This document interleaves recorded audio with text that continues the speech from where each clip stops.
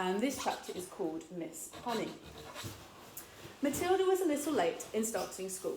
Most children began primary school at 5 or even just before, but Matilda's parents, who weren't very concerned one way or the other about their daughter's education, had forgotten to make the proper arrangements in advance. She was 5 and a half when she entered school for the first time. The village school for younger children was a bleak brick building called Cruncham Hall Primary School. It had about 250 pupils aged from 5 to just under 12 years old. The head teacher, the boss, the supreme commander of this establishment was a formidable middle-aged lady whose name was Miss Trunchbull. Naturally, Matilda was put in the bottom class, where there were 18 other small boys and girls, about the same age as her.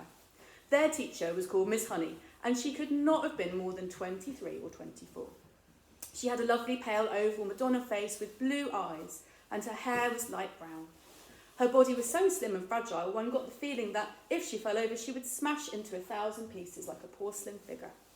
Miss Jennifer Honey was a mild and quiet person who never raised her voice and was seldom seen to smile, but there is no doubt she possessed that rare gift for being adored by every small child under her care.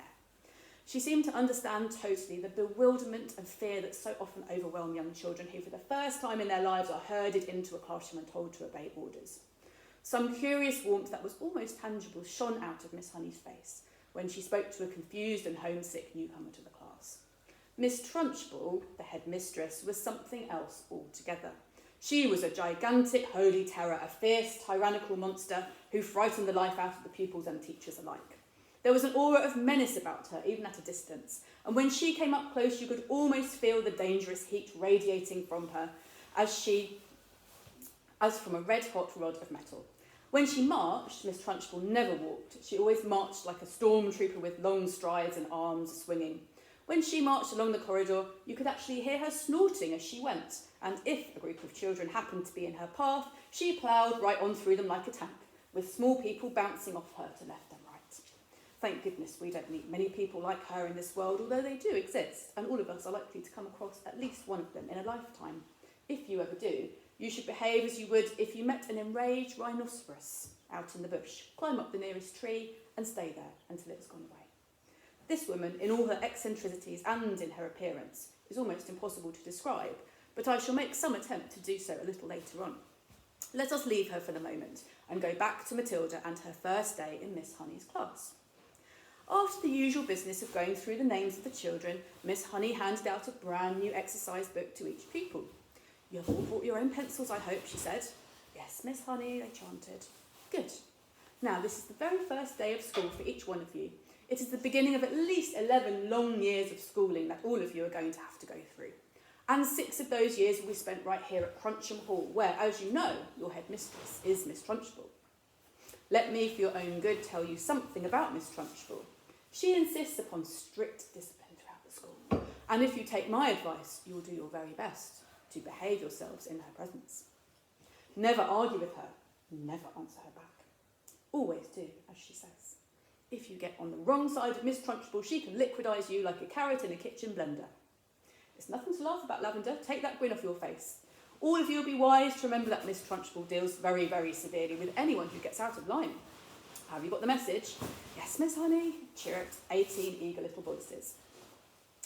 "I myself," Miss Honey went on, "want to help you to learn as much as possible while you're in this class. That is because I know it will make things easier for you later on. For example, by the end of this week, I shall expect every one of you to know the 2 times table by heart. And in a year's time, I hope you'll know all the multiplication tables up to 12. It will help you enormously if you do. Now then, do any of you happen to have learned the 2 times table already?"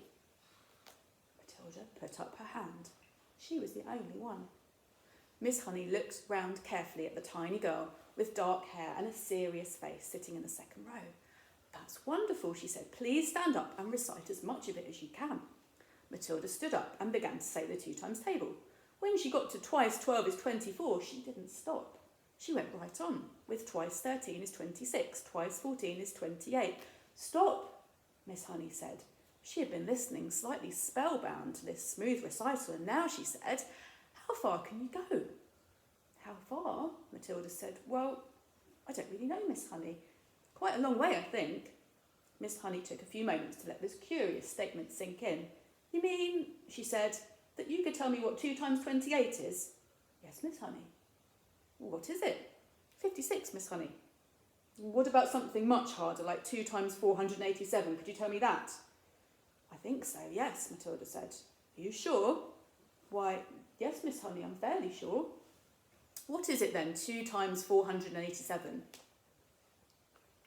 974, Matilda said immediately. She spoke quietly and politely and without any sign of showing off. Miss Honey gazed at Matilda with absolute amazement, but when next she spoke, she kept her voice level.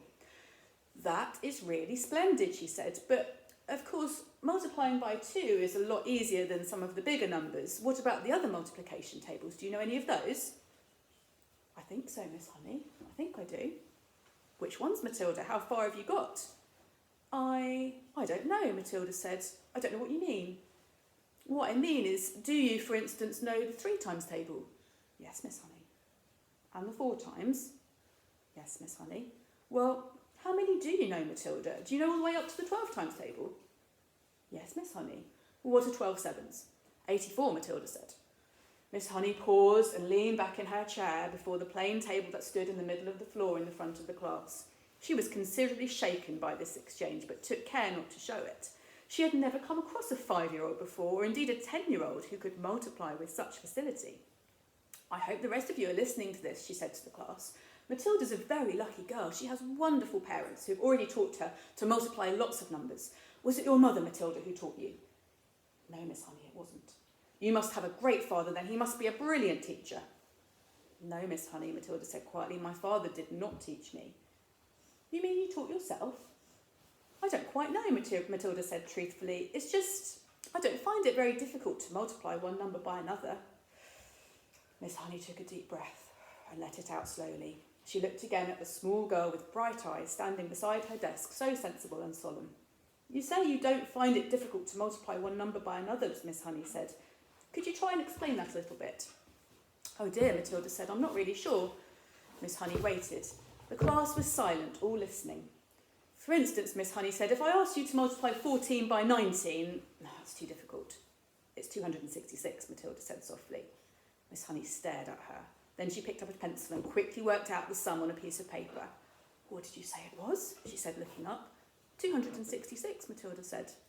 Miss Honey put down her pencil and removed her spectacles and began to polish the lenses with a piece of tissue. The class remained quiet, watching her and waiting for what was coming next. Matilda was still standing up beside her desk. Now tell me, Matilda, Miss Honey said, still polishing. Try and tell me exactly what goes on inside your head when you get a multiplication like that to do.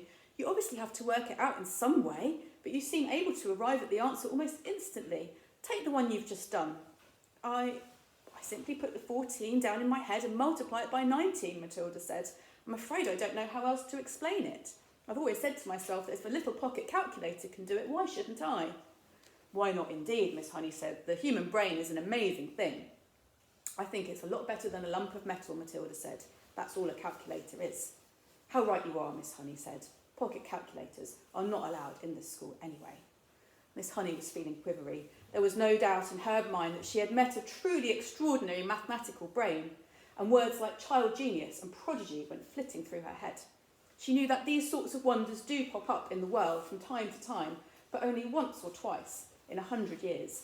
After all, Mozart was only 5 when he started composing for the piano, and look what happened to him. So, an amazing book, Matilda, and I know most people here have already read it, but it's well worth another read. So if you've got a spare afternoon, children, this is one of my favourite books, so I thoroughly recommend it. Thank you.